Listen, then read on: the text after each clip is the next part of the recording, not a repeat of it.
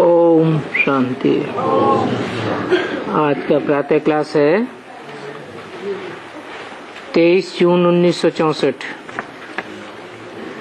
Record चला है धीरज धर मनुआ धीरज धर। मनुष्य जब बीमार होते हैं तो बीमारी से छूटने के लिए सर्जन धीरज देते हैं।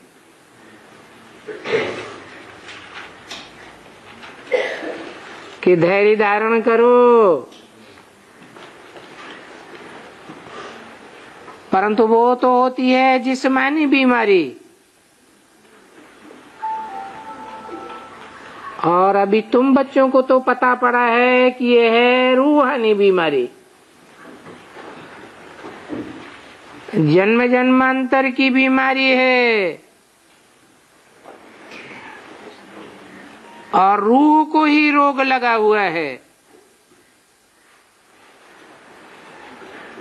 इसलिए रूह को ही ज्ञान इंजेक्शन लगाए रहे हैं।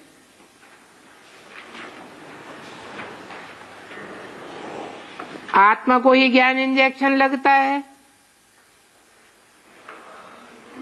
ये ज्ञान का इंजेक्शन शरीर को तो नहीं लगता है।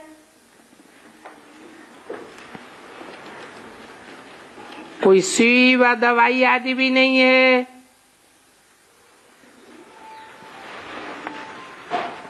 ऐसे तो ये एक ही इंजेक्शन बहुत काफी है। वो कौन सा इंजेक्शन है? मन मना भव।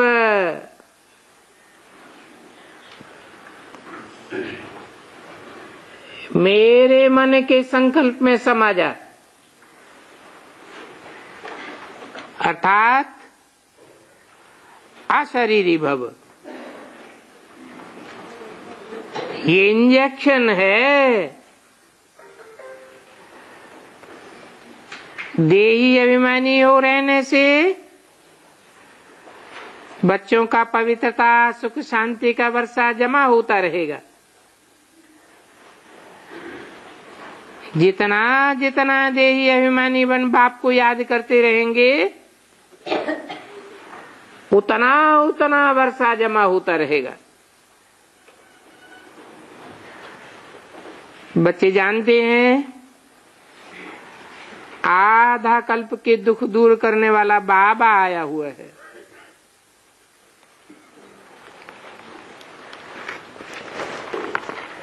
जो बाबा आया हुआ है उसके लिए कहते भी हैं हर हर महादेव।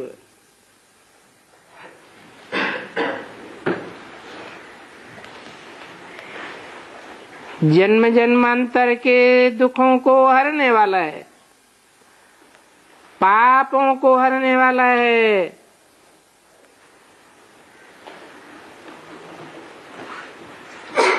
आने वाली मुसीबतों को भी हरने वाला है। परंतु अब वह महादेव तो नहीं है।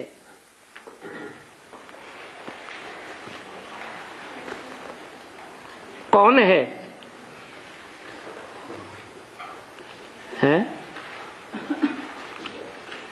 दुख हरने वाला, जन्म जन्मांतर के पापों को हरने वाला वह महादेव तो नहीं है।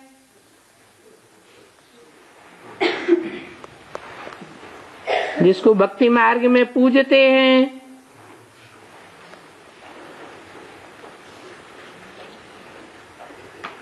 मूर्ति बनाते हैं,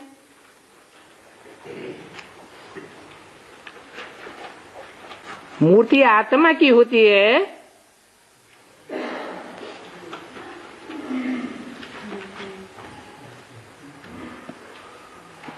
यह देहधारी की होती है। तो कौन से महादेव की बात है? कहते हैं महादेव हर हर,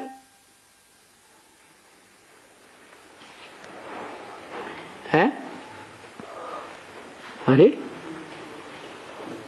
क्या गड़बड़ी हो गई भक्ति मार्ग में और ज्ञान मार्ग में? शंकर को कह देते हैं? हैं, शंकर को कह देते हैं। हाँ, दुखों का हरने वाला, जन्म जन्मांतर के पापों का हरने वाला महादेव नहीं है,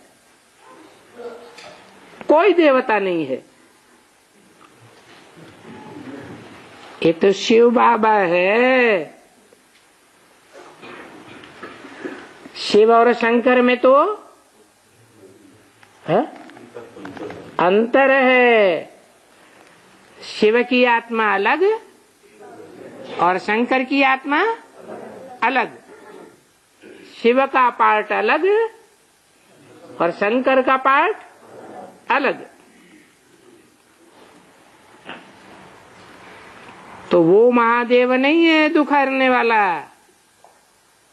दुख तो बाप ही हरेंगे। किसका बाप? आत्माओं का बाप ही दुख हरेंगे। दुख हर करके जन्म जन्मांतर के सुख देने वाला बाप ही है। बच्चे जानते हैं बरोबर आधा कल्प से हम कुछ न कुछ दूसरों को दुख देते आए हैं। अभी ये बीमारी बहुत बढ़ गई है। कौन सी बीमारी? दुख देने की बीमारी बहुत बढ़ गई है। इन 5 विकारों ने बहुत दुखी किया है। इसलिए बाप कहते हैं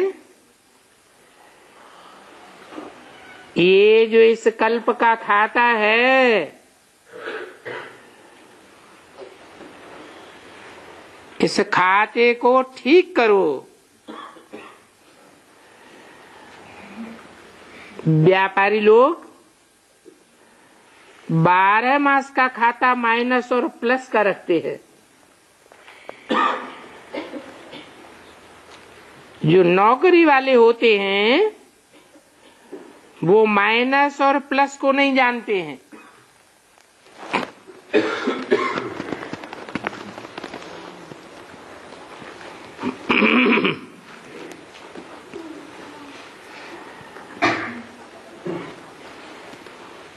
ऊंचे से ऊंचे धंधा क्या होता है? हैं? नौकरी का धंधा ऊंचे से ऊंचे होता है या व्यापार का धंधा ऊंचे से ऊंचे होता है? हैं? व्यापार का धंधा ऊंचे होता है। तो ऊंचे से ऊंचे व्यापार का धंधा है। ये कोई जिस्मानी व्यापार नहीं है।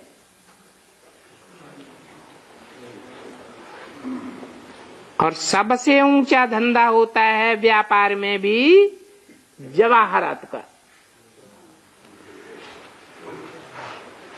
तो तुम कौन से व्यापारी हो? हैं? हाँ, रूह है जैसे कि जवाहरात हैं।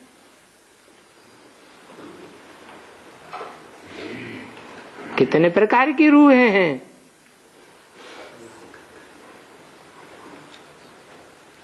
हैं? 9 प्रकार की रूहें हैं। कोई पुखराज है, कोई हीरे भी हैं, कोई माणिक हैं, कोई मोती हैं।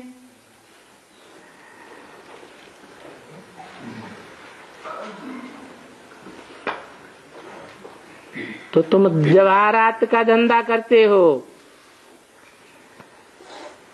ये तुम्हारे ज्ञान रतन भी जवाहरात हैं। कोई के पास हीरे ही हीरे हैं, कोई के पास पुखराज हैं। व्यापारी लोग जानते हैं कि व्यापार में हमारी कमाई होती है या कहीं नुकसान भी होता है। कभी नुकसान कभी फायदा, ये तो होता ही रहता है?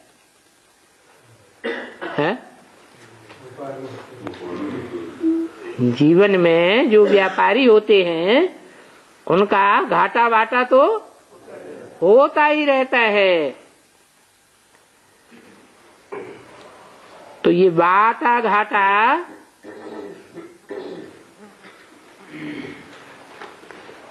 नुकसान और फायदा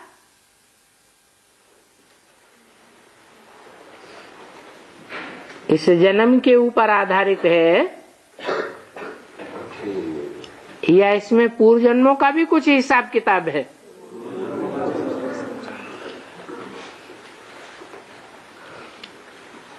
कभी हम बहुत सेवा करते हैं,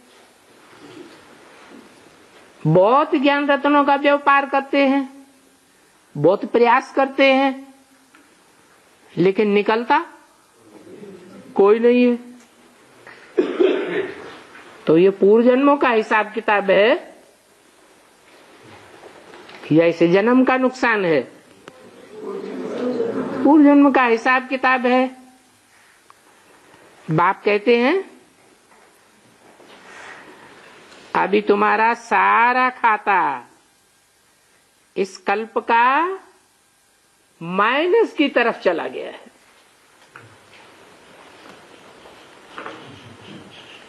तो कितने लोगों को समझाते हो, ज्ञान रतन देते हो, और फायदा बहुत होता है कि कम होता है? फायदा बहुत कम होता है। अभी क्या करना है?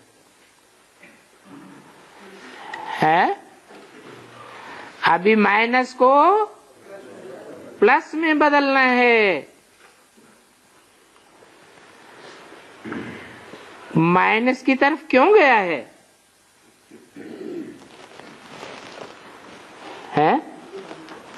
कोई कारण है? माइनस की तरफ इसलिए गया है कि तुम देह अभिमानी बन पड़े हो। जो भी प्रयास करते हो ज्ञान रतन का धंधा करने का, उसमें याद की यात्रा रहती है या देवान में ज्यादा रहते हो? इसलिए रिजल्ट नहीं निकलता, माइनस में चला जाता है। तो तुम देह अभिमानी बन पड़े। किसने देह अभिमानी बनाया? माया, रावण ने देह अभिमानी बनाया। एक ने नहीं बनाया है? एक ने बनाया या अनेकों ने मिलजुल करके बनाया है? 10 सिर रावण को दिखाते हैं, वो एक व्यक्तित्व है या अनेकों का संगठन है? माया रावण ने तुम्हारा खाता ही खराब कर दिया। इस माया रावण ने सबको घाटे में डाल दिया है। इसलिए घाटा खाता खाते खाते कंगाल बन पड़े हैं। अभी तुम बच्चे कहते हो बाबा आप तो सत्य कहते हो। क्या? ये देह अभिमानी जो रावण हैं, इनके संग के रंग से हमारा बहुत घाटा हो गया।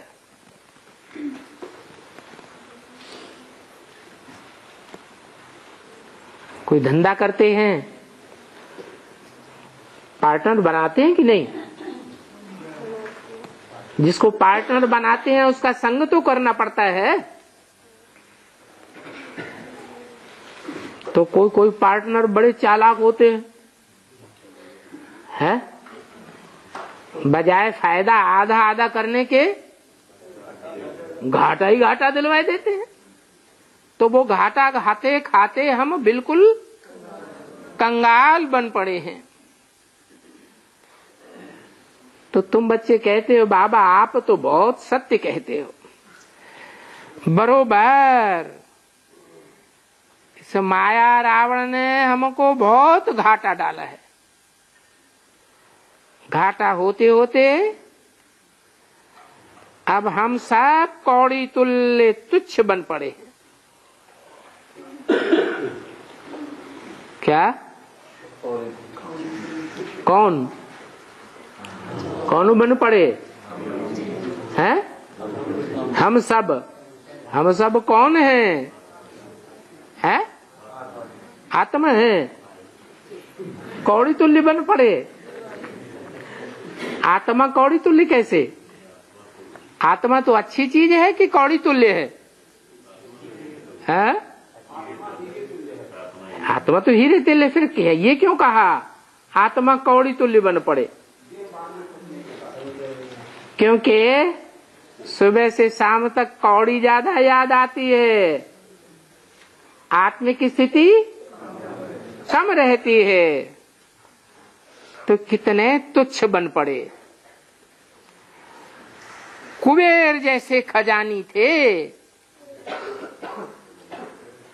क्या? कैसे खजाना था हमारा? कुबेर जैसा खजाना था। कुबेर कौन है? हैं? हैं? जो ज्ञान रत्नों का खजाना है वो सारे खजाने का मालिक है।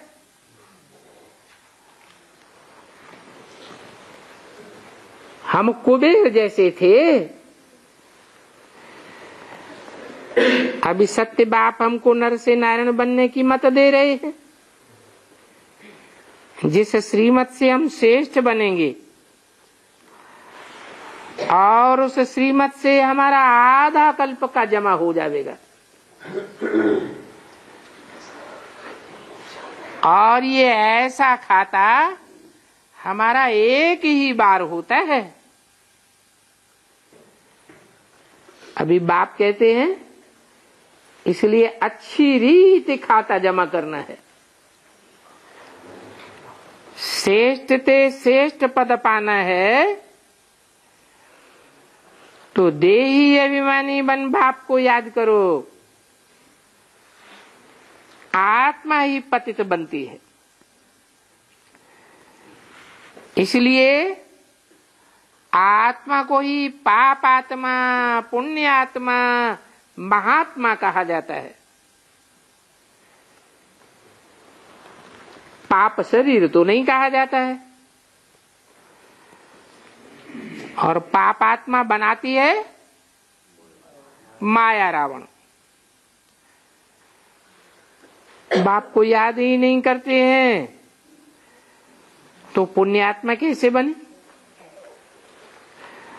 अशुद्ध अहंकार है नंबर 1 भूत। माया ने कितना घाटा डाला है। सारी दुनिया में इस घाटे और फायदे का कोई को पता नहीं है।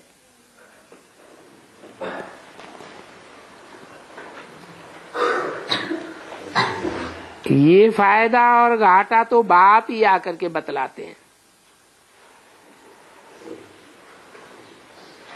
श्रीमद् भगवान वाच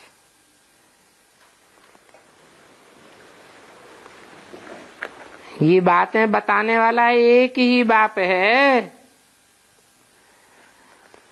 जो आकर के राजयोग सिखलाते हैं। ऐसे नहीं कि ब्रह्मा के तन से ज्ञान सुनाकर चले जाते हैं और हम अपने आप ही राजयोग सीखते रहते हैं? नहीं, ये सारा संगम युग बहुत फायदे का युग है। मनुष्य को भर देते हैं।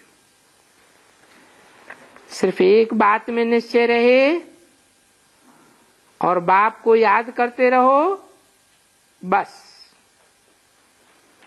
ये तो जानते हैं। और हमने धीरज भी रखा है। बरोबर अब हमारी तकदीर जग रही है। कैसे? हाँ? एक बाप मिला है तो उसके संग के रंग से, उसकी याद से हमारी तकदीर जग रही है। और इन रावण संप्रदाय को हमने छोड़ दिया है। एक बाबा ये है जो हमको पार ले जाने वाला है।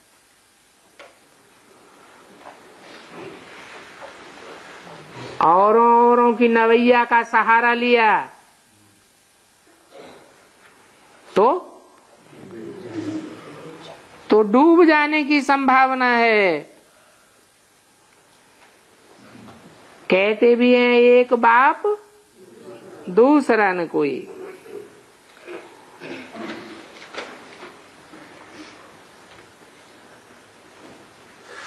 इस वैश्यालय से शिवालय में ले जाने वाला बाबा आया है।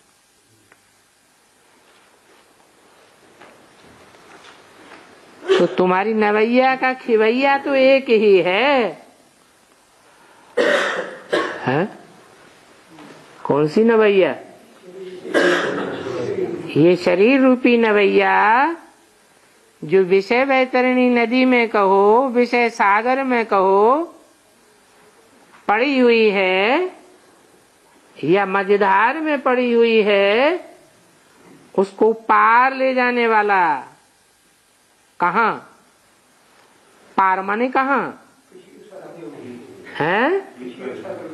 दुखधाम से सुखधाम में ले जाने वाला एक ही खिवैया है। अच्छा, इसे शरीर को पार ले जाएगा कि आत्मा को पार ले जाएगा? अरे जब कह दिया खिवैया एक ही है तो आत्मा और शरीर दोनों का खिवैया है। ऐसे थोड़े ही कि नवैया में बैठने वाला डूब जाएगा और नवैया को पार ले जाएगा। कैसा खिवैया है? बिठैया को भी ले जाएगा और नवैया को भी पार ले जाने वाला एक ही बाप है। वो पतित पावन खिवैया है। क्या नाव को खेते हैं ना, तो कैसे खेते हैं? हा? एक तो चप्पू होते हैं और दूसरे हैं? हाँ, माझी माने खिवैया। चप्पू से नाव आगे बढ़ती है और हाँ, और उसका जब चप्पू नहीं चलते हैं तो बांस चलता है। बांस के आधार पर नवैया आगे बढ़ती है। तो नाम दिया है खिवैया और नवैया।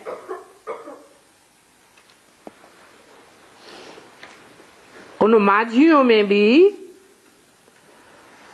जो बहुत तैरने वाले होशियार होते हैं, वो बहुत युक्ति से तैरते हैं। क्या? अगर कहीं भंवर में फंस जाए तो भी युक्ति से भंवर को पार कर जाते हैं और दूसरों को भी सहज रीति तैरना सिखाते हैं। तुम्हें तो बहुत अच्छा उस्ताद मिला है। तुम बच्चे भी जानते हो बाबा कितना सहज हमको कलयुग के किनारे से सतयुग के किनारे ले जा रहे हैं।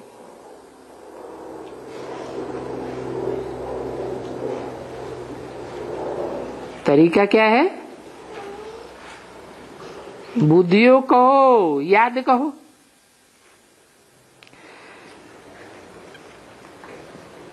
तो ये आत्माओं से बात कर रहे हैं।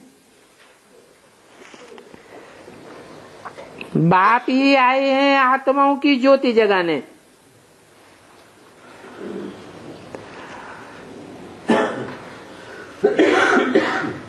ज्योति जगाते हैं। इनको क्षमा भी कहा जाता है और ज्योति स्वरूप की भी कहा जाता है। क्या यादगार है? इनके ज्योति स्वरूप की यादगार क्या है? अरे हैं? ज्योतिर्लिंगम। मनुष्य मरते हैं तो भी दीवा जगाते हैं। दीवा जगाए उसमें घृत डालते हैं। अभी तुम्हारी आत्मा का दीवा जग गया है, परंतु माया रावण बड़ी हरखण है। दीवा बुझाने की कोशिश करती है तो उसमें क्या डालते हैं? याद का घृत डालते हैं। डालते ही रहते हैं। तुमको ज्ञान का घृत अथवा याद का घृत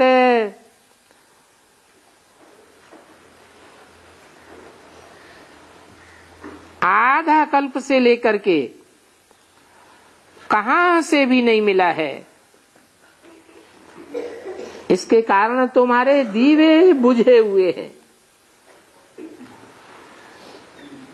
मानो बुझ ही गए हैं।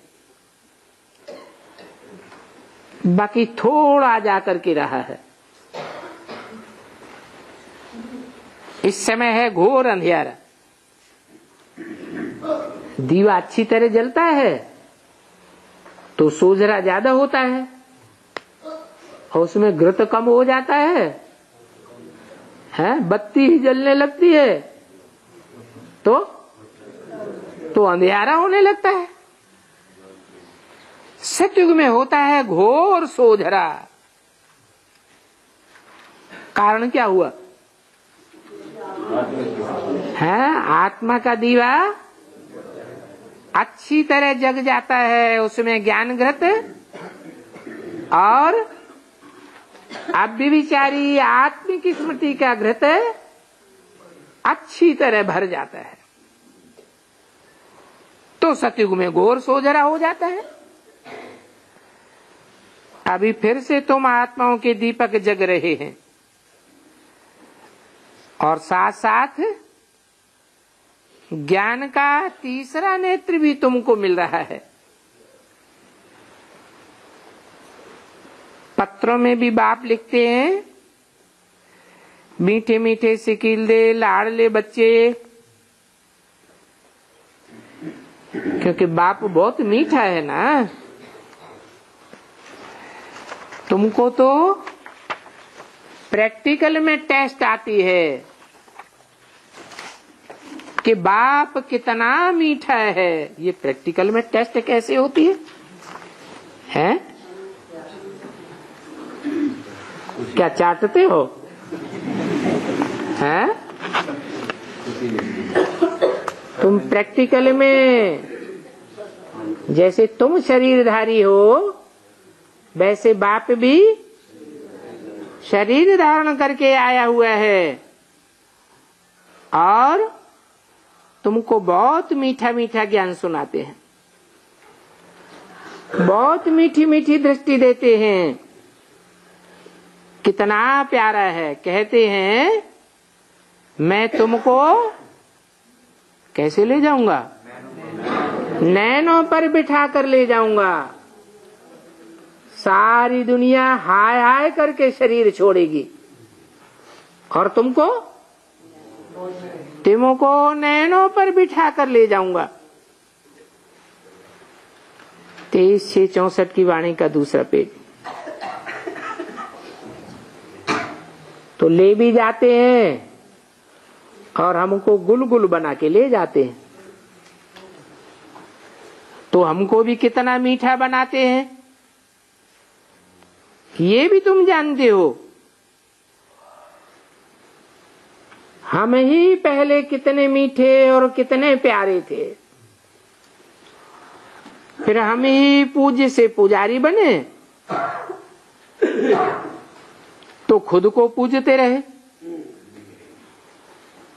पहले हम सूर्यवंशी लक्ष्मी नारायण थे, फिर अब देखो हम सूर्यवंशी बन गए हैं। शूद्रवंशी बनना माना घाटा, अभी फिर हम सूर्यवंशी बनते हैं।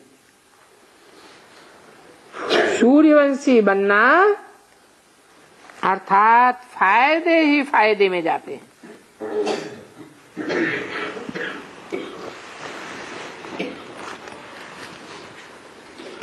अगर सूर्यवंशी न बने हैं तो या तो चंद्रवंशी बनेंगे, वैश्यवंशी बनेंगे, बौद्धवंशी बनेंगे, क्रिश्चियन वंशी बनेंगे, तो कुछ न कुछ घाटे में चले जाएंगे। इसलिए बाप को पूरा याद करना है और खूब पढ़ाई पढ़नी है। ये बड़ी वंडरफुल बातें हैं। गाते भी हैं जनक को 1 सेकंड में जीवन मुक्ति मिली, तो हमें भी जनक मिसल ज्ञान चाहिए। और जनक तो तुम सब हो ना। जनक माने तो हम सब कैसे जनक हैं? बीज है ना सारी दुनिया के। सारी दुनिया के बाप है ना। सारी दुनिया की पैदाइश किनसे होती है? हम बीज रूप आत्माओं से ही होती है। तो तुम सब नंबरवार जनक हो। इस सृष्टि रूपी मकान के मालिक हो। अरे घर का मालिक कौन होता है? हैं? बाप ही होता है। कोई बड़ा धनवान है, कोई कम धनवान है, फिर भी जनक तो हो ना। है धनवान हो या न हो, लेकिन तुम जनक तो सब हो। गरीब भी अपन को घर का मालिक समझेगा और जो साहूकार होगा वो भी अपन को अपने घर का मालिक समझेगा। तो तुम क्या हो? है? तुम सारे विश्व के मालिक हो। है? कभी कभी संकल्प आता है मन में, विश्व का मालिक तो एक ही बनेगा, हम तो नहीं बनेंगे। लेकिन अभी बाप ने समझाया है, ये सारी दुनिया को वसुधैव कुटुंबकम कहा जाता है ना, तो सारी ही वसुधा तुम्हारा कुटुंब है और इस कुटुंब के तुम मालिक हो, पिता हो। तो तुम हरेक अपने को जनक राजा समझो। सेकंड में जीवन मुक्ति तुमको मिलती है। गरीब निवाज बाप को कहते हैं, क्योंकि सबसे गरीब भारतवासी ही बनते हैं। अभी तो तुमको बैगर, बिल्कुल बैगर बनना है। अरे क्या कहा है? अभी तो तुमको बैगर, बिल्कुल बिल्कुल बैगर बनना है। अरे ये तो घाटे का सौदा हो गया है। फालतू है इतना धंधा दौरी करना। ये देह भी अपनी न समझो। एक कहानी है, कहा ये लाठी भी छोड़ो। बाप कहते हैं मुख्य है ही ये देह अहंकार, इसको भूल जाओ। एक बाप को याद करो। ये तो सब जानते हैं मैं आत्मा हूं, ये शरीर है। एक शरीर छोड़ करके आत्मा दूसरा लेती है। पुनर्जन्म को तो सब भारतवासी मानते ही हैं। जरूर जिस युग में रहेंगे पुनर्जन्म भी जरूर उसी युग में मिलेगा। 84 जन्म है ना, तो ये 84 का चक्कर है। लेकिन इस चक्कर में शुरुआत किससे होती है? हैं? इस्लामियों से शुरुआत होती है, क्रिश्चियन से शुरुआत होती है, किससे शुरुआत होती है? ये तुम बच्चों से ही आदि शुरू होती है। तो तुम सब नंबरवार आदि देव हो। आदि देव के बच्चे भी आदि देव, फिर नीचे आते हो। तो ये हुआ तुम्हारा 184 का सुदर्शन चक्र। और इसको समझने के लिए तुमको ज्ञान का तीसरा नेत्र भी मिला हुआ है। जितना बाप को याद करेंगे उतना तुम ऊंच पद पावेंगे। ये तो जानते हो कि जीवन मुक्त तो सभी देवताएं हैं। सभी देवताएं जीवन मुक्त हैं। जो भी देवी देवताएं हैं वो सभी जीवन मुक्त हैं। नहीं, अरे कितने हैं देवी देवताएं टोटल? सभी जीवन मुक्त हैं? नहीं है? हैं?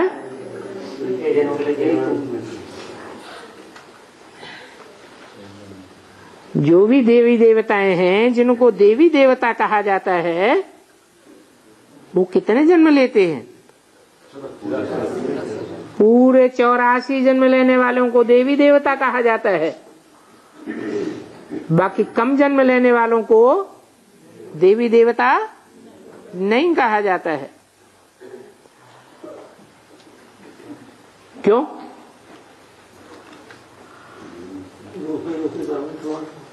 हाँ, और धर्मों में कन्वर्ट तो होते हैं, लेकिन उनको देवी देवता क्यों नहीं कहा जा सकता? जीवन मुक्त क्यों नहीं है? क्योंकि इसी जीवन में पुरुषार्थ करते करते मुक्त नहीं होते हैं।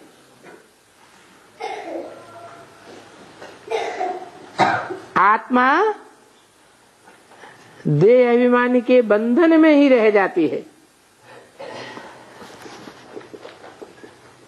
और तुम ही सबसे पहले जीवन मुक्ति पाते हो। और भी जीवन मुक्ति पाते तो हैं, लेकिन सबसे पहले नहीं पाते हैं। पहले तो मुक्ति में जाना पड़े। तुम भी पहले मुक्ति अर्थात गति को पाते हो, फिर जीवन मुक्ति में आवेंगे। क्या? पहले गति को पाते हो। गति माने स्पीड पकड़ते हो। परमधाम में जावेंगे तो जिनकी स्पीड ज्यादा होगी वो पहले जावेंगे, या गति धीमी होगी तो पहले जावेंगे। तीव्र गति होगी वो पहले जावेंगे। इसकी प्रैक्टिस तुम अभी करते हो। क्या? कैसे प्रैक्टिस करते हो? है गीता में लिखा है, अभ्यासेन तो कौन्तेय वैराग्येण च गृह्यते। इस संसार से वैराग आ जाए। इन आंखों से हम जो कुछ भी देखते हैं वो सब मरे पड़े हैं। आज देखने में आते हैं, कल खलास होने वाले। इनमें बुद्धि योग नहीं लगाना है। एक शिव बाबा, दूसरा न कोई। अंत तक हमारा साथी रहेगा। कौन? एक शिव बाबा, दूसरा न कोई। तो एक को याद करने से तुम्हारी गति कितनी स्पीडी हो जाएगी। जैसे बाप गतिशील होता है, कितना गतिशील होता है, हैं? सारी दुनिया का विनाश होगा, सब हाय हाय करके शरीर छोड़ेंगे। शरीर छोड़ के ऊपर जावेंगे या नहीं जावेंगे? जावेंगे। बाप जावेगा? हैं? बाप उनके साथ जावेगा? हैं? नहीं जावेगा। सब पहले ही चले जावेंगे। और बाप मनुष्य सृष्टि का जो बाप है, जिसमें परमपिता परमात्मा शिव प्रवेश करते हैं, वो सबसे लास्ट में जावेगा। फिर भी परमधाम पहले कौन पहुंचेगा? हम बाप ही पहुंचेगा। और हम बाप के साथ ही बन के रहेंगे या बीच में ही छोड़ देंगे? साथ ही बन करके रहेंगे तो हमारी भी स्पीड है। जैसा संग वैसा रंग लगेगा। हम भी स्पीडी हो जाएंगे, हम भी गतिशील हो जाएंगे। हमारी गति दुनिया वालों के मुकाबले सबसे पहले होगी। स्वर्ग में भी पहले पहले हम देवी देवताएं आवेंगे।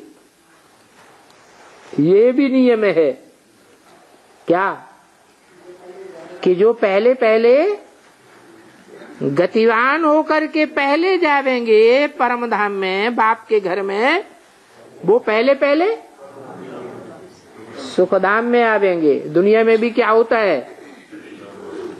दुनिया का कोई ऐसा मिसाल है इस बात का? है क्या मिसाल है? जो बच्चा पहले पहले पैदा होता है वो पहले वर्षा पाता है। वो तो होता है एक जन्म का वर्षा, और ये 21 जन्मों का वर्षा है। ये 21 जन्मों का वर्षा कौन पहले पावेंगे? जो पहले पहले मुक्ति धाम में जावेंगे दौड़ लगा के, और वही पहले सुख धाम में आवेंगे। माने बाप के घर के बच्चे जो पहले बनेंगे वो बड़ल्ले हुए, और जो बाद में बनेंगे, बाप के घर में बाद में पहुंचेंगे, वो छोटे हुए।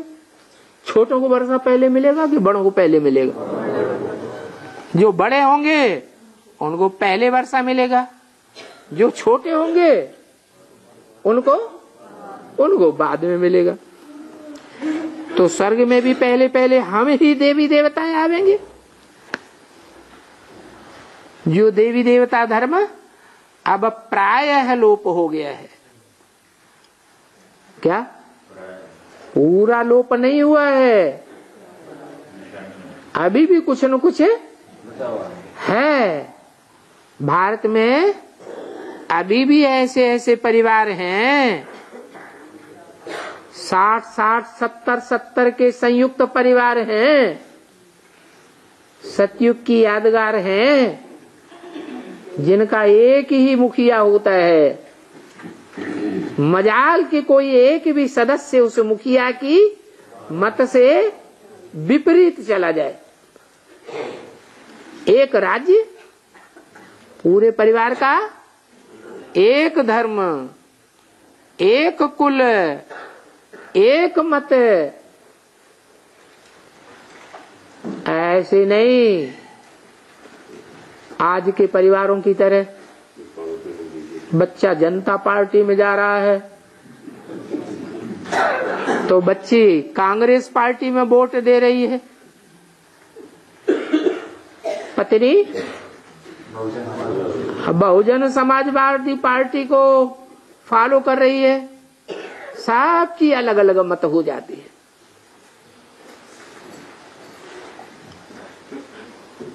तो कौन से देवी देवता सनातन धर्म के पक्के हुए? कौन से परिवार?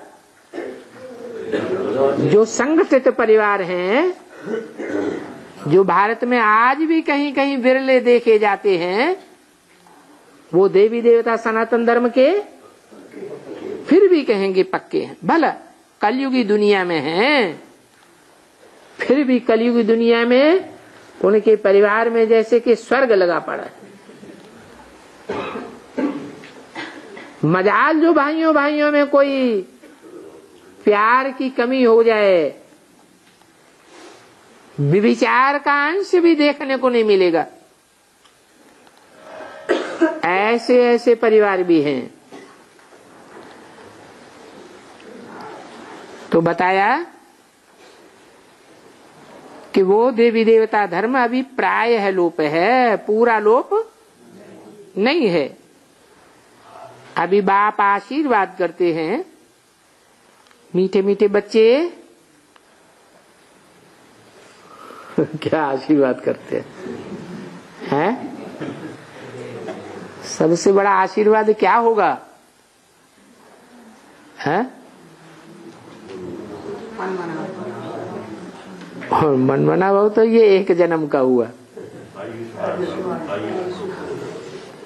सबसे बड़ा आशीर्वाद हुआ सदा सुखी भव, 21 जन्म नहीं। ऐसे नहीं कि हमको 21 जन्म का ही सुख लेना है,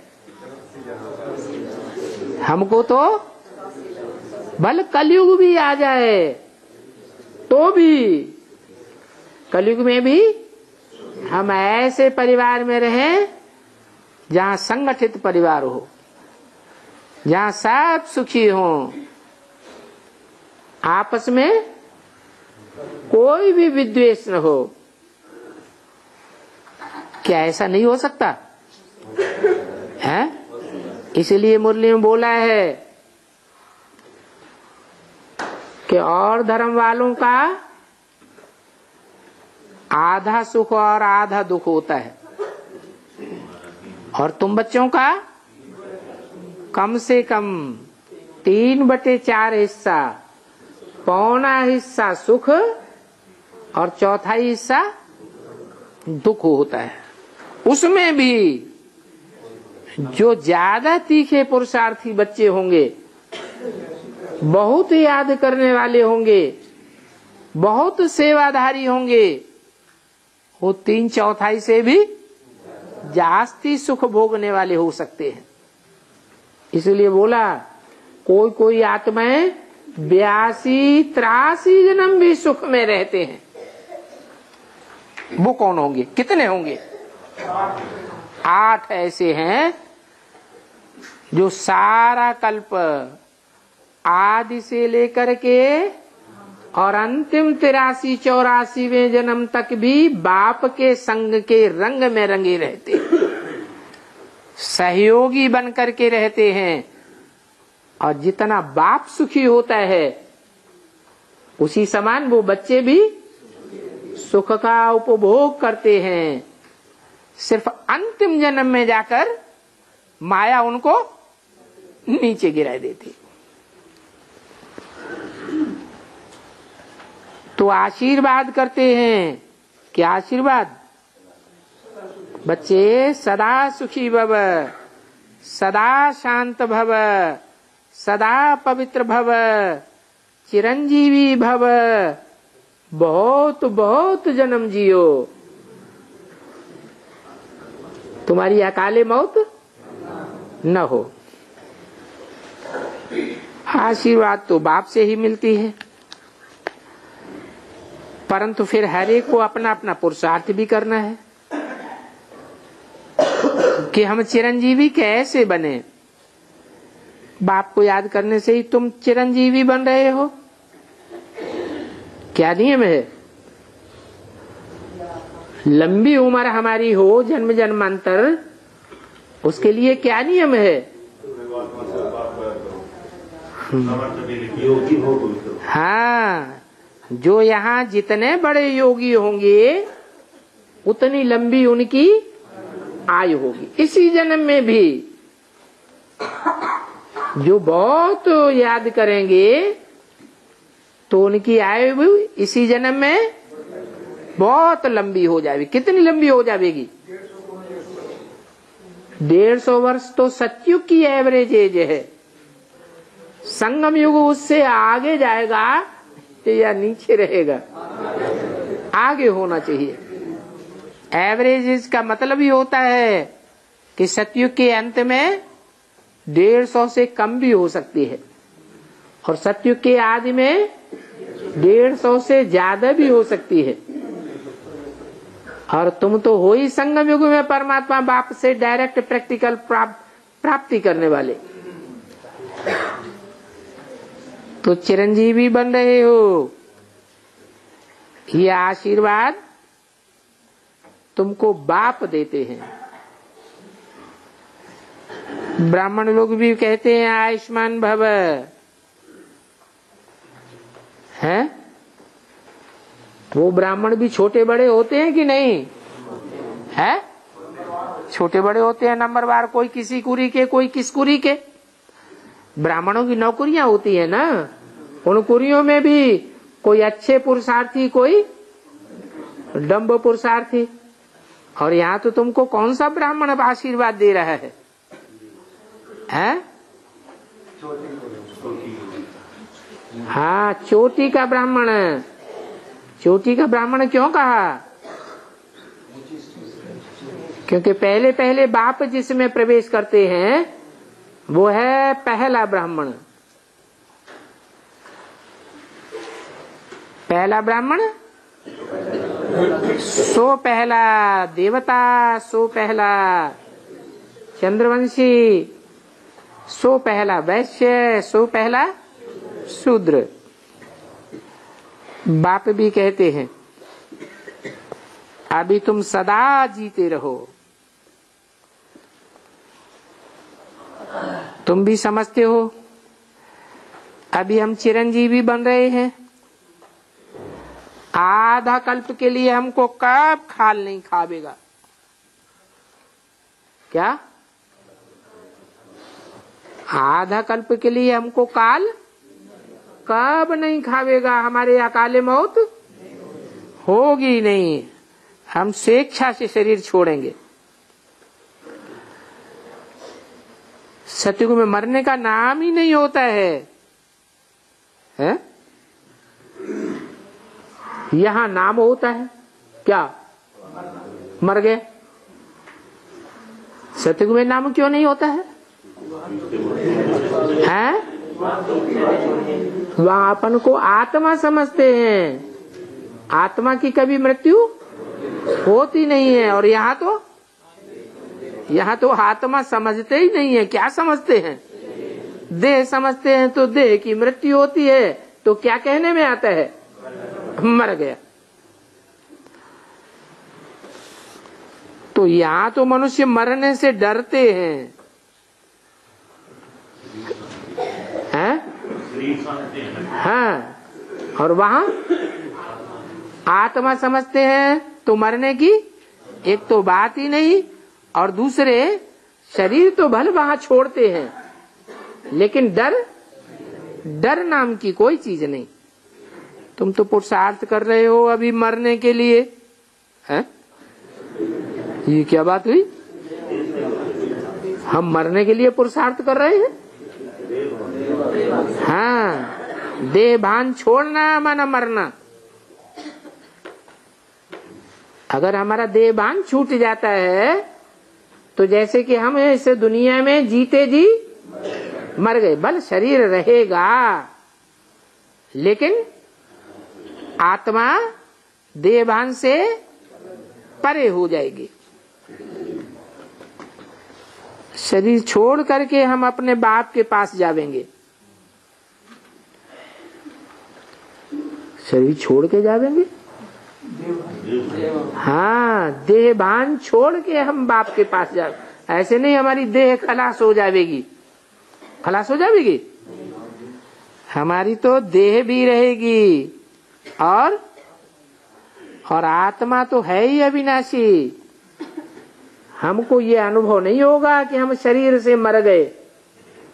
शरीर भी हमारा सुरक्षित रहेगा और आत्मा भी सुरक्षित रहेगी। स्वर्गवासी बन जावेंगे। कौन से युग में? संगम युग में ही स्वर्गवासी बन जावेंगे। स्वर्ग सतयुग से आवेगा या संगम में आवेगा? कैसे? हाँ, ग कहाँ गया? स्व स्थिति में गया। तो स्व स्थिति में हम जावेंगे कितनी देर के लिए? घंटे, 2 घंटे के लिए हैं? 24 घंटे के लिए लगातार हमारी ऐसी स्टेज बन जाएगी कि हम अपन को देह नहीं समझेंगे। क्या समझेंगे? ज्योति बिंदु आत्मा ही देखेंगे। दूसरों को भी ज्योति बिंदु आत्मा के रूप में देखने के आदी हो जाएंगे। तो जैसे कि हम जीते जी देह भान से मर गए, फिर बाप के पास जावेंगे, फिर स्वर्गवासी बनेंगे। निर्वाण धाम जाने के लिए सिर्फ तुम ही पुरुषार्थ करते हो। क्या कहा है? निर्वाण धाम जाने के लिए सिर्फ तुम ही पुरुषार्थ करते हो। क्या मतलब? सिर्फ का मतलब क्या हुआ है? सिर्फ का मतलब हुआ, और धर्म वाले जो हैं, जो सन्यास धर्म वाले हैं, चाहे वो चंद्रवंशी हो, चाहे इस्लाम वंशी हो, बौद्धी वंशी हो, क्रिश्चियन, कोई भी वंशी हो, वो सब कौन से वंश के हैं? वो सब सन्यासी हैं। और तुम हैं? तुम प्रवृत्ति मार्ग के पक्के हो। तो सिर्फ तुम ही पुरुषार्थ करते हो निर्वाण धाम में जाने का। वो सन्यासी तो निर्वाण धाम में जाने का पुरुषार्थ कर ही नहीं सकते। क्यों नहीं कर सकते हैं?